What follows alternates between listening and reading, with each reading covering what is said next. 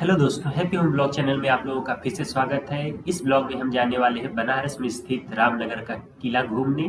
तो करते हैं आज का ब्लॉग स्टार्ट, बनी रहिएगा हमारे। तो अभी हम आ गए हैं वाराणसी के रामनगर में स्थित रामनगर किला देखने। ये हमारे पीछे किला का एंट्रेंस है।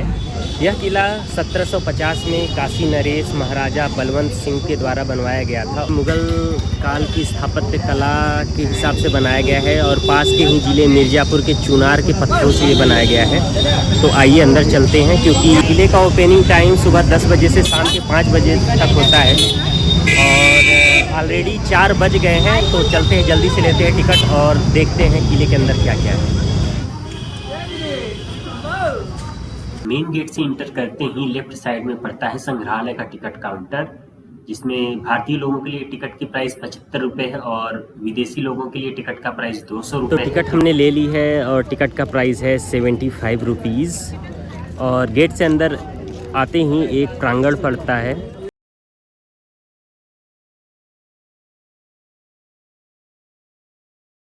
किले की हालत काफ़ी जर्जर हो गई है मेंटेनेंस न होने के कारण। जितनी चीज़ें बची हैं उसको मेंटेन किया जा रहा है। कुछ रिनोवेशन हुआ है बट अभी भी स्ट्रक्चर पुराना स्ट्रक्चर ही है। और यहाँ पे रखे हुए हैं तोप। लोग फोटो सेशन कराते हैं यहाँ पे तोप के पास खड़े होकर। तो 5 बजे फोर्ट हो जाएगा बंद, तो इससे पहले फोर्ट बंद हो घूम लेते हैं। तो अभी सामने एक बड़ा सा द्वार था, तो हम वहाँ से एंट्री करने के लिए गए, बट वहाँ पे जो सिक्योरिटी गार्ड है भैया, उन्होंने बताया कि जहाँ से आपने टिकट लिया है वहीं से आपको एंट्री करनी है, तभी आप पूरा संग्रहालय देख पाएंगे। तो यहाँ से एंट्री करेंगे तो ये शायद द्रासा संग्रहालय होते हुए जाएगा।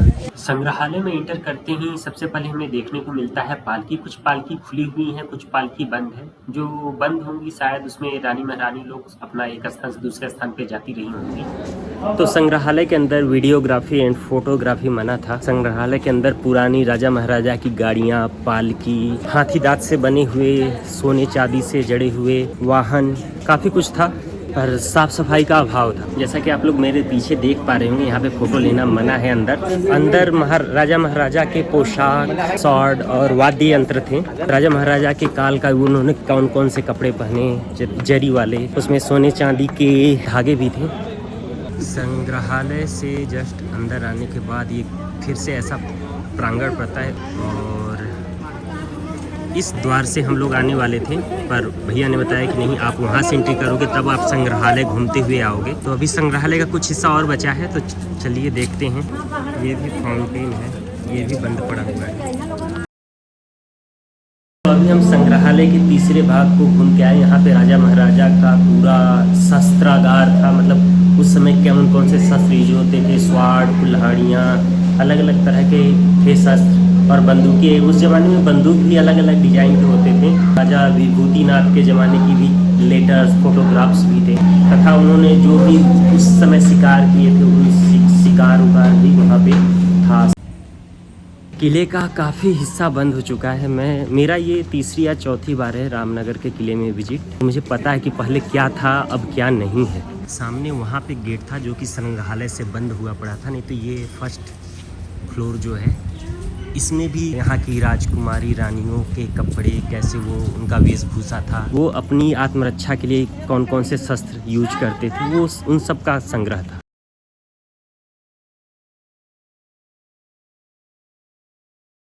तो अभी जो आपने गेट देखा, वहाँ पे प्रेजेंट में जब राजा महाराजा और उनके पीढ़ी दर पीढ़ी जो भी वंशज है वो अगर बनारस में आते हैं तो वो उस एरिया में रहते हैं अंदर जाके। वहाँ पे गार्ड भैया ने बताया, इसलिए वहाँ पे प्रवेश वर्जित है। अभी आपको एक इंटरेस्टिंग चीज़ दिखाते हैं। सामने ये है फ्लैग पॉइंट। तो प्रेजेंट काशी नरेश के जितने भी वंशज हैं, अगर वो किले में रहने आते हैं तो इस फ्लैग पॉइंट पे फ्लैग लगा दिया जाता है, जिससे पता चले कि वो लोग अभी बनारस में हैं। अगर वो बनारस से बाहर जाएंगे तो फ्लैग पॉइंट से फ्लैग हटा दिया जाएगा। तो यहाँ से गंगा घाट जाने का रास्ता है। पुराने ज़माने की जो भी राजकुमारी रानी रहती थी, इसी रास्ते के थ्रू होते हुए वो गंगा घाट पे जाकर स्नान किया करती थी।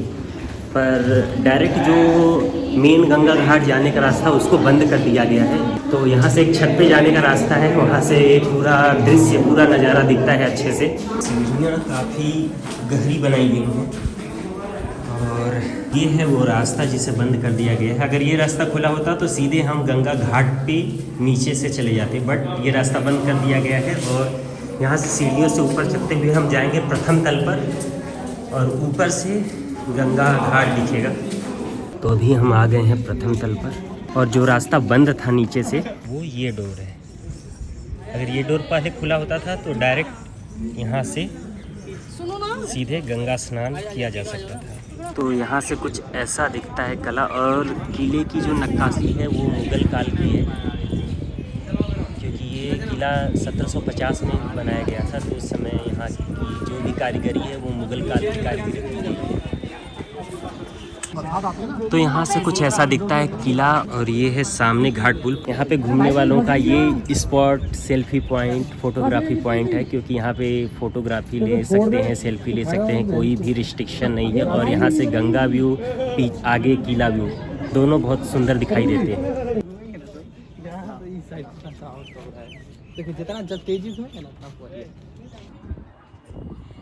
और ये है भगवान शिव का मंदिर जो कि किले के ऊपर बनाया गया है।